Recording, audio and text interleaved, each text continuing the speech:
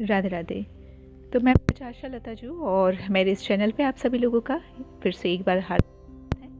तो यहाँ पे एक लंबे समय के बाद वैसे 1 साल भी मेरे लिए तो बहुत ही बड़ा ही है, और 1 साल के बाद श्री बड़े महाराज जी को अपने गुरु रूप में स्वीकार करने के बाद भी आज मैं अपना डिसीजन जो है वो चेंज करने जा रही हूँ।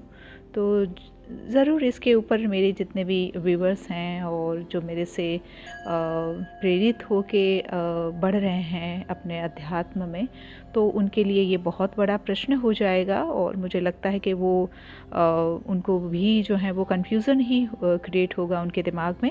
तो फिर से मैं इसको एक सेपरेट इसकी ये ऑडियो मैं बता रही हूँ ताकि और अच्छे से मैं इस चीज़ को एक्सप्लेन कर सकूँ। तो बात यह है कि जब आज से 1 साल पहले जब मैं श्री बड़े महाराज जी के पास, श्री गौरांगी शरण जी महाराज जी के पास जब भी मैं गई थी, तो कुछ ऐसे सर्कमस्टेंसेस मेरे साथ हुए थे कि जिससे मैं मतलब एकदम एंग्जाइटी में होके कि अगर मैंने कोई प्रत्यक्ष महापुरुष को अपने गुरु के रूप में धारण नहीं किया तो मेरा मन जो है वो बेईमानी कर देगा और मेरे पूरा जो है वो ये जन्म जो है वो ही विफल हो जाएगा, और मेरे कृपालु जी महाराज जी की जो मेरे पे कृपाएं हुई हैं उस पर भी पानी फिर जाएगा।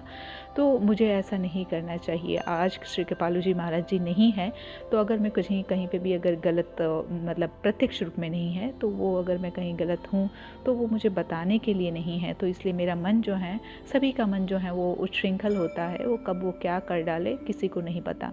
तो कोई वर्तमान में ऐसा महापुरुष हों और जो हमारे ऊपर गवर्न करे, हमारे ऊपर शासन करे, ऐसा बहुत ही मुझे आवश्यक लगा। तो उस समय मैं गई और श्री बड़े महाराज जी की कृपा से मेरा मन बहुत शांत हुआ था, और मुझे ऐसे ही मतलब फीलिंग भी आई थी कि हाँ, मेरी अम्मा जो है, मेरी प्यारी जो है वो श्री बड़े महाराज जी में ही हैं, और मुझे यहीं पे जो है वो मेरा आगे जो है वो काम बन जाएगा। मतलब जो भी अगर मैं जब भी मेरी दीक्षा की अवस्था होगी, जब मेरी स्थिति आ जाएगी, जैसे कृपालु जी महाराज जी बोलते ही हैं कि तुमको गुरु की कहीं खोज करने की आवश्यकता नहीं है, अगर तुम्हारा अंतःकरण जो है वो शुद्ध हो जाएगा तो गुरु अपने आप तुमको खोज के तुमको वो दीक्षा देगा। और वो दीक्षा ऐसी होती है कि जिस समय वो दीक्षा देगा तभी तुमको साक्षात्कार हो जाएगा, तभी तुम्हारी भगवत प्राप्ति हो जाएगी। तो सबसे पहले जीव का काम है वो अंतःकरण की शुद्धि है। तो उस सिद्धांत पे ही मैं जैसे चल रही थी कि कोई बात नहीं, अपन ये महापुरुष हैं, सखी हैं, इनका संग करके आगे बढ़ते हैं, और जैसे ही हमारी एक पात्रता बनती है तो स्वयं सखी अपने पे कृपा करके वो हमको ऐसे सर्कमस्टेंसेस पैदा भी कर देगी कि हमको दीक्षा मिल जाएगी। तो श्री महाराज जी ने पहले ही कुछ दिन के बाद जब मैं गई वहाँ पे और मुझे लगा कि नहीं, हाँ यहीं पे मेरा ठौर है, तो मैं श्री महाराज जी से वहाँ पे एक मेरे वरिष्ठ गुरु भाई जो पीछे से कृपालु जी महाराज जी के भी हैं, तो वहाँ पे वो हैं, बहुत अच्छे से महाराज जी की सेवा में हैं, और उनसे मैंने थोड़ा प्रार्थना करी। वो भैया ने डायरेक्ट जो है वो मुझे श्री महाराज जी से बात करवा दी, बड़े महाराज जी से, और ये मेरा बस बहुत ही कम समय हुआ था वहाँ पर जाना शुरू किया था मैंने। तो श्री महाराज जी ने उसी समय मुझे कहा था कि जैसे मैंने अपना परिचय दिया कि पीछे से कृपालु जी महाराज जी से हूँ और वो मेरे शिक्षा गुरु हैं, मैं आपसे दीक्षा लेना चाहती हूँ। तो श्री महाराज जी ने बता दिया था उसी समय कि हम दीक्षा देते नहीं हैं।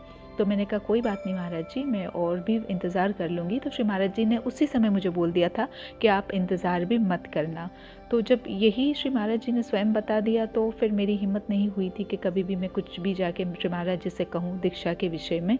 पर लेकिन बाकी लोग जो मुझे देख रहे थे वहाँ पे, और मेरी जैसे एक्स JKP की जैसे मतलब एक और गुरु बहन जो श्यामा श्याम धाम में भी रह चुकी हैं, और वो भी, तो उन्होंने भी मेरे को जब भी मेरे को देखती थी तो उन्होंने भी मुझे पूछा, भाई आशा क्यों नहीं ले रही हैं? बाबा दे देंगे, सबको दे देते हैं। और मैंने कहा हाँ दीदी, पर लेकिन मेरा क्या है कि मेरे को अभी अपनी दिनचर्या नहीं मैं बना पा रही हूँ, और जिस तरीके से बाबा चाह रहे हैं उस तरीके से मैं अपना जीवन जो है वो नहीं बना पा रही हूँ, तो मुझे लगता है कि मुझे अभी दीक्षा नहीं लेनी चाहिए। तो मेरे को फिर एक बार और कोई एक सखी ब्रजवासी हैं, उन्होंने कहा था कि कोई बात नहीं आशा, कम से कम नाम तो ले ले श्री महाराज जी के मुख से, तो ये भी बहुत बड़ी बात हो गई।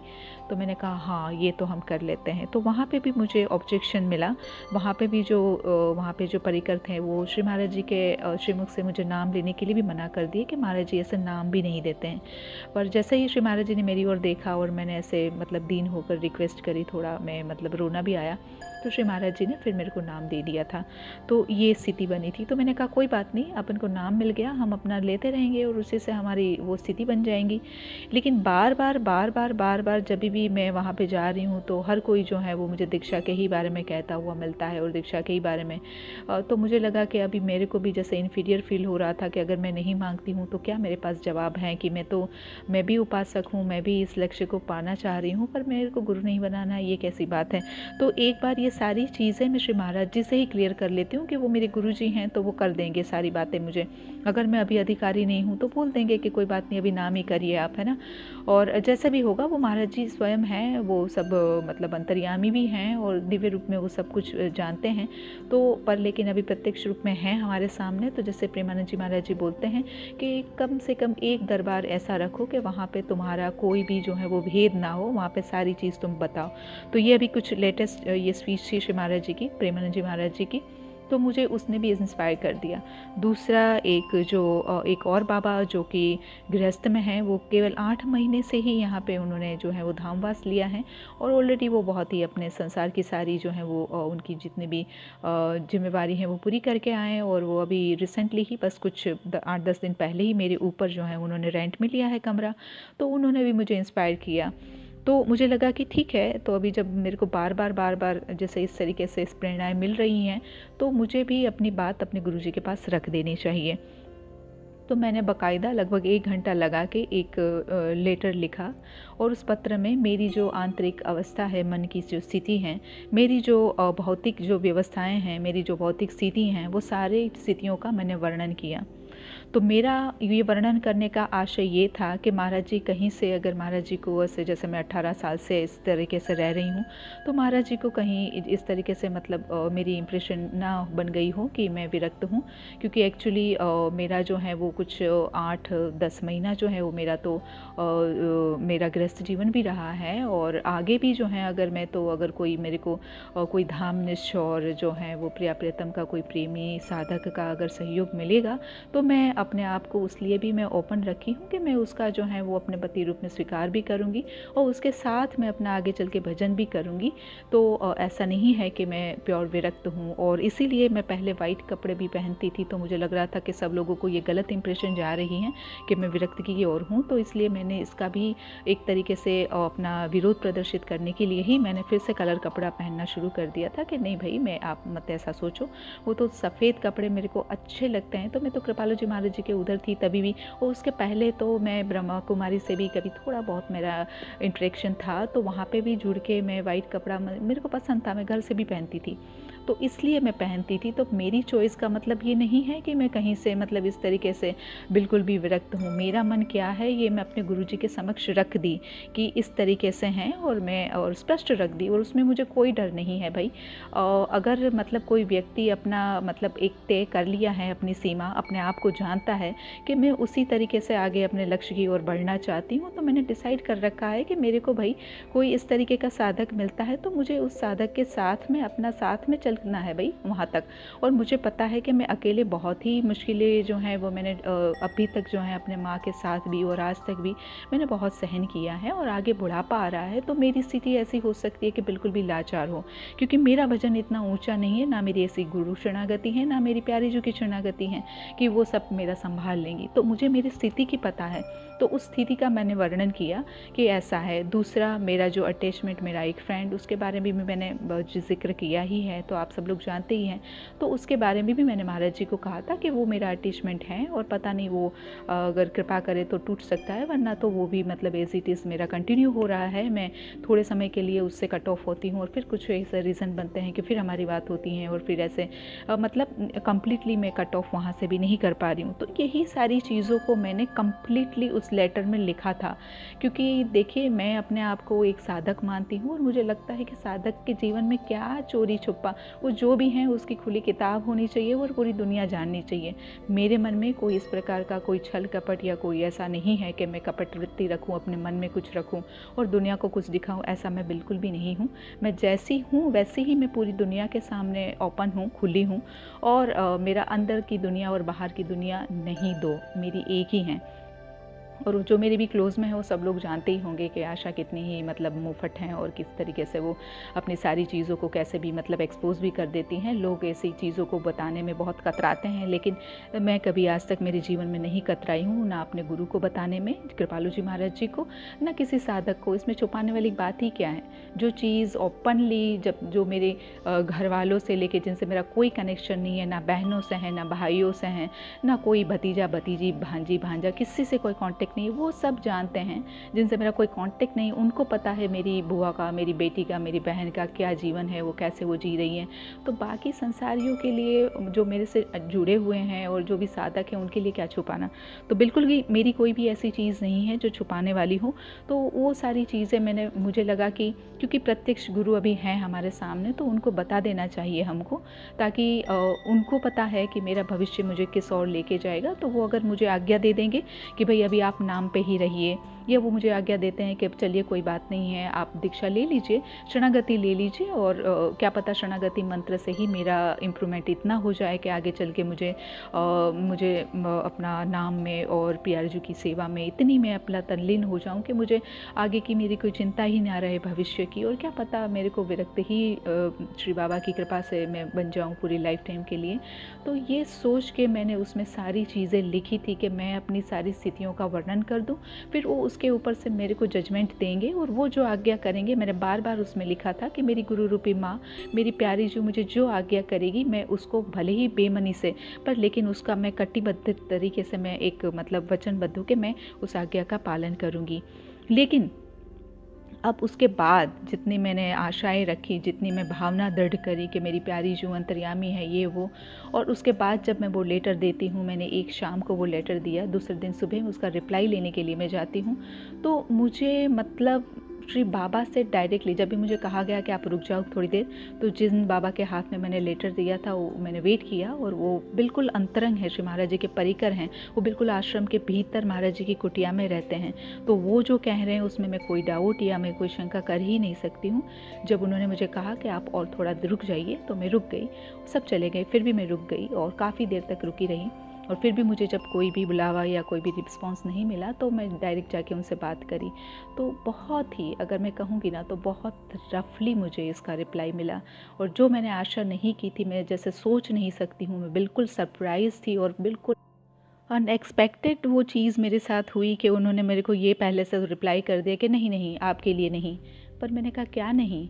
तो बोले श्री महाराज जी जो हैं वो आपके लिए बोले हैं कि आप वहीं से जुड़े रहिए, और आपको अगर आटा दाल चावल की अगर कोई हो तो आप यहाँ से ले जा सकते हैं। मैंने रिप्लाई किया कि मैंने आटा दाल चावल के बारे में तो कुछ भी नहीं बोला, यानी कि मेरे भरण पोषण के लिए मैं श्री महाराज जी के ऊपर तो ऐसी कोई बात मैंने करी नहीं है। तो बोले कि श्री महाराज जी ने कहा है कि आप वहीं से जुड़े रहें। तो मैंने कहा, तो वहीं से का मतलब श्री कृपालु जी महाराज जी से ही जुड़े रहो, ऑब्वियसली यही हैं, क्योंकि मैंने इसमें बताया था कि मेरे शिक्षा गुरु 18 साल से श्री महाराज जी हैं, कृपालु जी महाराज। तो मैंने फिर से उनको एक्सप्लेन किया कि आप मुझे ये बताओ कि शरणागति के लिए श्री महाराज जी ने मुझे क्या बताया। तो फिर वो जो एक बाबा जिनको मैंने लेटर दिया था, वो दूसरे बाबा को बोलते कि तू जवाब दे। तो वो बोलते हैं कि अरे आप अभी इस एज में क्या दीक्षा लोगे, अभी आपको नाम मिल गया, आप उसी को करो, मतलब अभी आगे के लिए, मतलब आगे के जीवन के लिए करो, ऐसे उन्होंने कुछ बताया। तो ये भी बहुत बड़ा प्रश्न है कि अब एज फैक्टर जो है वो दीक्षा में कहाँ से आ गया।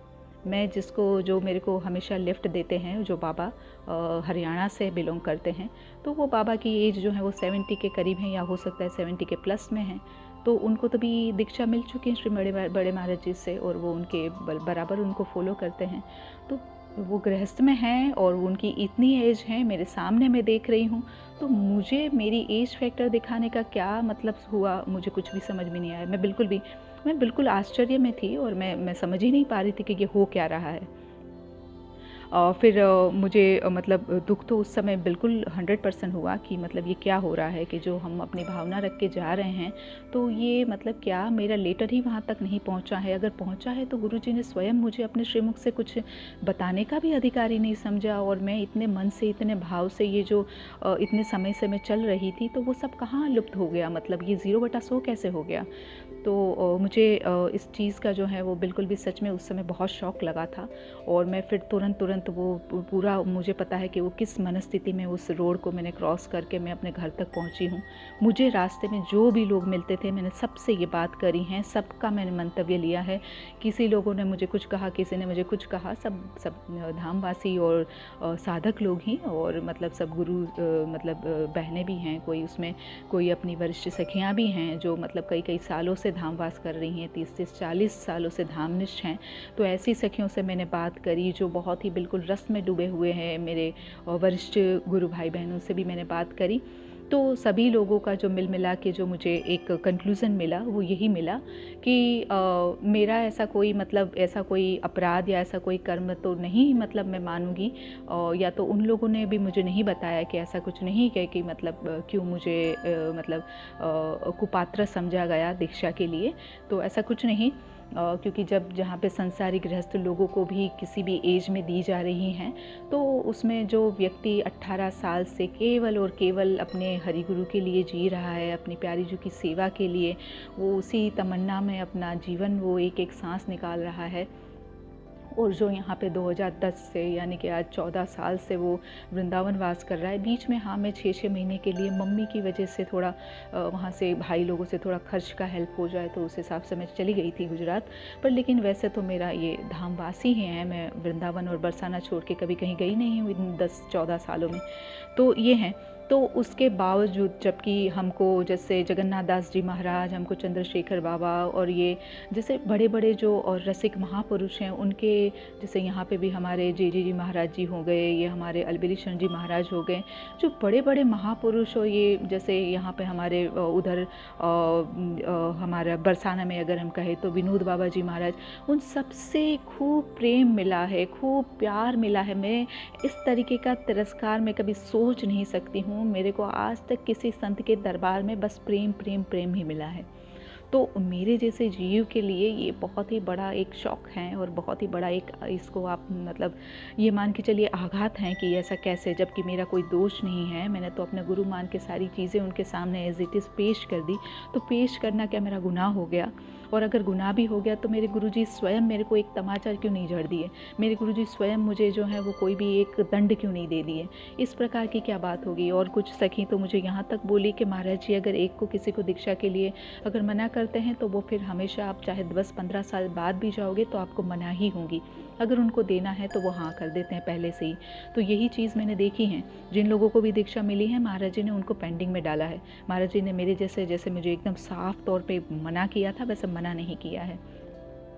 तो बेशक यहाँ पे इन जो ये जो परिकर हैं छोटी छोटी एज के जो हैं वो महाराज जी के नीच परिकर हैं, और तो उन्होंने जो भी कहा होगा मुझे नहीं पता कि ये महाराज जी की आज्ञा से ही कहा है या नहीं कहा है, मैं नहीं जानती हूँ।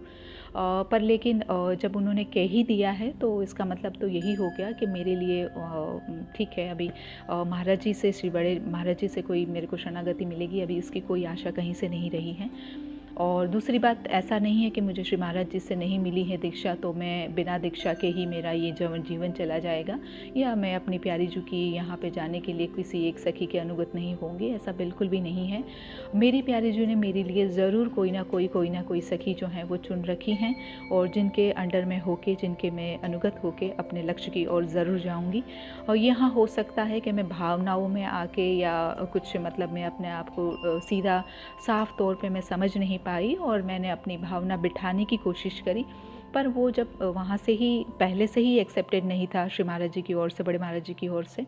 पर लेकिन मैं जो है मैं अपनी भावना की वजह से मैं उसको नहीं समझ पाई, जब वो बता रहे थे तभी भी मैं नहीं समझ पाई।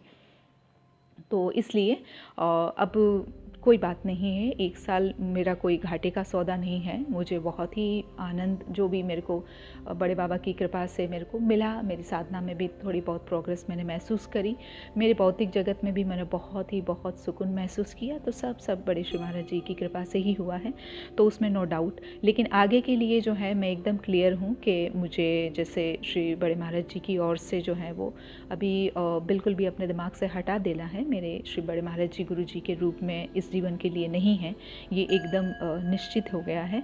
और बाकी आगे जो है वो बहुत संप्रदाय हैं, उसमें अगर नित्य विहार के लिए ही अगर जाना चाहूँ अपने लक्ष्य को पकड़ के, तो यहाँ पे श्री सबसे जैसे टॉप क्लास में अगर हम मानेंगे तो श्री हरिदास जी महाराज जी का भी हैं, और उनके जो टॉप मोस्ट जो अभी मैं लेटेस्ट में जिनको मैं महापुरुष ही मानती हूँ, तो श्री पूज्य श्री अलबेली शरण जी महाराज, अलबेली बाबा एक और जो श्री यमुना तट में विराजमान होते हैं, और जो है वो जे महाराज जी गोरीलाल कुंज जी के जो महंत हैं, और जो टटिया सान के जो महाराज जी हैं, ये सब के पास मैंने बहुत प्रेम महसूस किया है। अभी एक महाराज जी के पास मैं नहीं गई हूँ, और मैंने बहुत उनसे मतलब दिल से उन्होंने जैसे मेरे को स्वीकार किया है, और जब भी अगर मैं कहूँ तो मुझे वहाँ से बिल्कुल मुझे पॉजिटिव ही रिस्पांस मिला है, मुझे ऐसा नहीं रिस्पांस मिला है जैसा बड़े महाराज जी के पास मिला है, तो मैं खुली हूँ। और दूसरा मेरे को अगर मैं मंजरी में भी मैंने मंजरी उपासना भी करी है, तो मुझे वहाँ पे भी बहुत ही रस मिला है। तो पूज्य श्री विनोद जी महाराज, विनोद बाबा जो हैं वो विनोद बिहारी जी महाराज जो बरसाने में हैं, तो उनसे भी मुझे बहुत प्रेम मिला है, और जब भी मैं उनके पास जाऊँगी मुझे 101% श्योरिटी है कि वो भी कभी भी मुझे स्वीकार करने के लिए इस तरीके से का जवाब मुझे नहीं देंगे। तो मेरा दिल कहता है, मेरी आत्मा कहती है, तो वहाँ पे भी मैं एकदम क्लियर हूँ। और भी मुझे जो है वो गौड़ीय संप्रदाय के भगवत प्राप्त महापुरुष के बारे में पता है, और मैं वहाँ पे भी जाऊँगी तो भी मुझे पता है कि वहाँ पे भी मेरे लिए इस तरीके का जो है वो कोई बात नहीं बनेगी। निम्बार्क संप्रदाय है, वहाँ पे भी मेरा विशेष लगाव जगन्नाथ दास जी महाराज जी के, जिन्होंने मेरा पूरा योगक्षेम वहन किया था काफ़ी समय तक, 2009 के करीब में स्पेशली उन्होंने खुद मेरे लिए सब चीज़ें करी थी। तो वहाँ पर श्री राधेश्याम जी महाराज आज विराजमान हैं, तो कल मैंने उनके दर्शन भी किए थे। बड़ा रुचिकर, बहुत ही रसमय जो है वो उनका सत्संग वहाँ पे हो रहा था। तो उसकी तो मैं शायद आपको क्लिप दे सकती हूँ, क्योंकि वो यूट्यूब में भी हैं, तो मैं कभी दूँगी। तो वो भी वहाँ पे भी मेरा विशेष लगाव है। श्री जी महाराज जो हमारे निम्बार्क में जो मेन जो अभी गद्दी पर विराजमान हैं, तो उनके लिए भी मेरा विशेष प्रेम है। उनके अभी दर्शन मेरे को प्रत्यक्ष रूप में नहीं हुए हैं, लेकिन मेरे जो कृपालु जी महाराज जी से कुछ गुरु हैं, भाई हैं, वो जुड़े हुए हैं, तो वहाँ से भी मेरे को जो है वो 101% जो है वो दीक्षा मिल जाएगी। तो वहाँ पे यहाँ पे कोई इस तरीके के, जिस तरीके से जैसे क्या है कि प्रेमानंद जी महाराज हमको जैसे बताते हैं कि साधकों को ऐसे, तो वो उनकी मतलब क्योंकि अभी पूरे विश्व भर से लोग वहाँ पे आते हैं, तो वो एक चीज़ की जो है वो बारीकी से जो है वो यहाँ पे एनालिसिस करते हैं, विश्लेषण करते हैं और हमको बताते हैं। तो इतनी सारी चीज़ें हमको करनी है करके थोड़ा सा एक साधक के दिमाग में वो जाता है कि इतना सब कैसे करेंगे, हमारी वो स्थिति नहीं है। लेकिन जितने भी मैंने महापुरुष आपको बताए बाकी के, वो सारे के सारे महापुरुष वहाँ से एक भी आशा हमसे नहीं करते हैं। तो अभी देखो, मैं यहाँ पे कंपैरिजन नहीं कर रही हूँ, पर जो है वो मैं खाली आपको बताने का प्रयास कर रही हूँ। अगर यहाँ पे अभी मेरी जो स्थिति है, उसी स्थिति में भी अगर मैं उनसे दीक्षा लेती हूँ ना, तो वो वहाँ पे कोई भी महापुरुष जो हैं, जितने भी कि मैंने अभी आपको बताई बात, वो मना नहीं करने वाले हैं। वो तो ऐसे हैं कि बिल्कुल जो संसार में जीव पड़ा है उसको भी खींच के लेके निकलने वाले हैं। तो वो ऐसी आशा नहीं करते हैं कि पहले आपका पात्र बन जाए और पहले आप जो है वो उस स्थिति में आ जाओ, आपकी मतलब जो भी है दिनचर्या सुधर जाए, और आप जो है वो पहले जो है वो मतलब ये इस तरीके की आप में दृढ़ता हो जाए कि मतलब गुरु आज्ञा सारी की सारी पालन करेंगे, और ये सब, ये कोई आशा नहीं रखते हैं। ये जानते हैं कि हमारी स्थिति क्या है, और उसी स्थिति से ये लोग हमको स्वीकार कर लेते हैं और वहीं से हमको आगे बढ़ाना शुरू कर देते हैं। तो ये सबसे बड़ा प्लस पॉइंट मैं अगर इसको मानूंगी, क्योंकि स्पेशली मैंने अपने आप में बहुत हीनता अनुभव करी है इतने समय में, 1 साल में। जितना मैं श्री प्रेमानंद जी महाराज जी को सुनती थी, उतना ही मुझे ये अपने आप में है ही बुद्धि होती थी कि मैं वैसी साधक नहीं हूँ जैसे महाराज जी बोल रहे हैं, और मैं ऐसा कब बनूंगी और कैसे हो पाएगा, किस तरीके से मैं श्री महाराज जी, बड़े महाराज जी के मतलब उस तरीके का मैं लायक शिष्य बन पाऊँगी। तो मुझे उसमें थोड़ा मतलब नहीं, एक प्रकार का अंदर से जो है वो खेद रहता था, और अपने आप से ही मतलब तो अंदर से ऐसा होता रहता था कि जो चीज़ें जो हैं वो हम बिल्कुल नहीं करना चाहते हैं, लेकिन फिर भी हैबिचुअल होने के कारण हमसे हो ही जाता है। जैसे अगर स्पेशली मैं मेरी बात करूं तो जैसे लेट नाइट जगना और फिर ब्रह्म मुहूर्त में जाके सोना, और तो ये सारी चीज़ें तो मुझे बहुत ही मतलब अपने आप से ही गिल्टी फील होती थी। और मैं बहुत ट्राई की, मैंने अपना सबकॉन्शियस भी बहुत लगाने का मैं प्रयास किया, लेकिन अभी तक उसमें मैं सफलता नहीं प्राप्त पा रही थी। तो जैसे भी जो भी हैं, पर लेकिन अभी अगर मैं सच बताऊँ ना, तो जब मेरे को ये जब हुआ है मेरे साथ ये लीला, तो उसके बाद से मैं बहुत ही ज़्यादा अपने आप को बोझ और तनाव मुक्त मैं फील कर पा रही हूँ। और मुझे लगता है कि अभी मेरे को जो भी राधा रानी ने मेरे लिए जो दिशा निर्देशन जो किया है वो बेस्ट है मेरे लिए। और वो मतलब मैं समझ नहीं पा रही थी, और मैंने बिना समझे ही अपने सिर पे जो बोझ ले लिया था, तो वो मेरे से जो बोझ जो है वो सहन नहीं हो पा रहा था। तो साथ में मेरी प्यारी जो भी मेरे हृदय में बैठी हुई हैं, तो उनको भी सहन नहीं हुआ। तो इनडायरेक्टली उन्होंने कुछ ऐसी लीला कर दी। तो इसमें देखिए फिर से मैं एक बार बता दूंगी कि कोई भी नाम अपराध ना तो मुझे करना है, ना आप जो मुझे सुन रहे हैं उनको करना है, क्योंकि हमको 100% हम श्योर हैं कि श्री बड़े महाराज जी, श्री गौरांगी शरण जी महाराज जो हैं वो उनको प्राप्ति हो चुकी हैं, वो भगवत प्राप्त महापुरुष हैं। और ये उनके जो परिकर के द्वारा जो मेरे साथ हुआ वो एक प्रकार की लीला ही हुई, क्योंकि मुझे यहाँ से अबाउट टर्न होके मुझे किसी और दिशा की ओर जाना था, मैं समझ नहीं पा रही थी। तो इसलिए मेरे साथ ही इस प्रकार की लीला हुई कि जो मेरे से मतलब या तो सहन ना हो और इस तरीके से मुझे प्रश्नार्थ खड़ा कर दे, और फिर मैं आगे के लिए सोचूं। और तो ये सारे सर्कमटेंसेस बनाए गए हैं। तो कोई भी मुझे सुनने वाले साधक ये ना सोचें कि मुझे नहीं मिली है तो आपको भी नहीं मिलेगी, या मेरे साथ ऐसा व्यवहार हुआ तो आपके साथ ऐसा होगा। जी बिल्कुल भी नहीं। प्रत्येक जीव का अपना अपना हिसाब किताब है, और प्रत्येक जीव का मैं आपको बता ही चुकी हूँ कि गृहस्थ में रहकर भी, और बड़ी एज के लोगों को भी, और जो वहाँ पे कभी कभार साल में एक बार आते हैं उनको भी, इवन कि जो अब्रॉड में रहते हैं मतलब इंडिया को छोड़ के आउट ऑफ कंट्रीज़ में रहते हैं, उनको भी श्री बड़े महाराज जी की ओर से दीक्षा मिली हुई है। और वो उनके जो हैं उनको अनुगत होके वो आगे बढ़ रहे हैं, साधना भी उनकी अच्छी बढ़ रही है। तो ऐसा कुछ भी नहीं है। और दूसरी बात, मुझे लगता था कि मुझे अगर दीक्षा लेनी है तो पहले महाराज जी की प्रत्येक आज्ञा का पालन करने का मैं मतलब कोशिश करूं और मैं कर लूं, तब मैं आगे बढ़ूं। पर ऐसे भी वहाँ पे भी वो भी कोई नियम नहीं है कि वो जैसे प्रत्येक आज्ञा का, वैसे बड़े महाराज जी ऐसे कोई आज्ञा देते ही नहीं है कि जो मतलब हम ना कर सके। बहुत ही ईजी पाठ करना, और जैसे दिनचर्या में अपना नियमित रूप से वाणी जी का पाठ करना, और यही होता है, ज़्यादा कुछ भी नहीं होता है। तो मेरे को सुन के किसी को भी अपना माइंड जो है वो नेगेटिव नहीं बनाना है। मेरे को ये सारी चीज़ों का स्पष्टीकरण इसलिए करना पड़ा कि आप लोग सब मेरे से जुड़े हुए हैं, और आपको सबको पता है कि मैं किस दिशा में जा रही हूँ। और अगर अभी मैं बिना आपको बताए कोई और दिशा चेंज करती हूँ तो आपके माइंड में बहुत बड़ा क्वेश्चन मार्क हो जाएगा, क्योंकि आगे से अगर मैं हो सकता है कि इस जो सीरीज़ है उसको स्टॉप करूँ, आगे चल के जो मेरे नेक्स्ट जो गुरुजी हैं उनकी सीरीज़ को मैं आगे बढ़ाऊँ, या किसी भी प्रकार का मैं जो है वो कोई भी कहीं से भी ऑनलाइन ना हो के अपना एकांत साधना में भी चली जाऊँ, तो कुछ भी हो सकता है, मुझे आगे का कुछ नहीं पता। तो विदाउट आपको कुछ भी चीज़ का डिक्लेरेशन दिए, विदाउट आपको कोई भी चीज़ को समझाए, मैं इस तरीके से जो है वो अपनी जिम्मेदारी से मुक्त नहीं हो सकती हूँ। मैंने एक ज़िम्मा लेके आप सब सखियों की सेवा में जो मैं अपने लिए कर रही थी वो आपके लिए भी मैंने यहाँ पे पेश करने की कोशिश करी। तो मैं अपना ज़िम्मा समझती हूँ कि अगर मैं उस सेवा से हटती हूँ तो मैं पहले आपको इन्फॉर्म करूँ।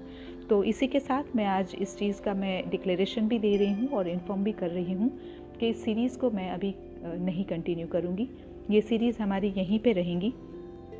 आगे मुझे अभी बहुत ही स्पेशल, जैसे मैं ये रिकॉर्डिंग कर रही थी उसी समय बहुत ही मेरी एक वरिष्ठ सखी का, बहुत ही प्यारी प्यारी सखी हैं, तो उसका मुझे कॉल आया, और कम से कम उसने मुझे 50 मिनट्स जो है वो बहुत अच्छे से मेरी राधा रानी की कृपा से क्लियर कर दिया कि मेरे लिए क्या सही है। और मुझे जो कुछ भी उन्होंने बोला, मुझे लगा कि डायरेक्ट मेरे को मेरी प्यारी जू ने ही बताया है।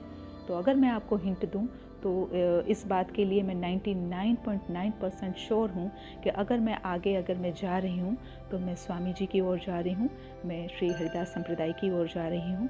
और वहाँ पे मेरी बात पहले से भी हो चुकी थी और मैं थोड़ा सा डिस्ट्रैक्ट हुई थी, तो उसके भी रीज़न कुछ मेरे तो जेन्युइन थे, पर लेकिन फिर भी मुझे लग रहा है कि स्वामी जी ने बहुत अच्छे से पकड़ के रखा हुआ है, वो मेरे को छोड़ना नहीं चाह रहे हैं। और इसीलिए आज भी मेरे गले में कंठी हैं तो वो श्री अलबेरीशरण जी महाराज जी की ही धारण करी हुई है। आज भी जो मैं रज जो रोज़ सेवन करती हूँ वो टटियासान की रज है, और आज भी जो मैं चरणामृत जो रोज़ कई बार दिन में भी लेती हूँ तो वो उसमें सब महापुरुष का है। तो उसमें जी महाराज, श्री अलबेरीशरण जी महाराज जी का भी है, नो डाउट उसमें प्रेमानंद जी महाराज जी और श्री बड़े महाराज जी के किशोरी जी का भी है। तो मुझे लग रहा है कि मैं अनजाने में भी मैं उनसे प्रेम कर रही थी, तो वो मेरे को अभी छोड़ना नहीं चाह रहे, मुझे ऐसा लग रहा है। तो नेक्स्ट मेरा जो डाइवर्शन है, जहाँ पे मैं चेंज होके जा रही हूँ, तो मुझे लगता है कि वो स्वामी जी की ओर है।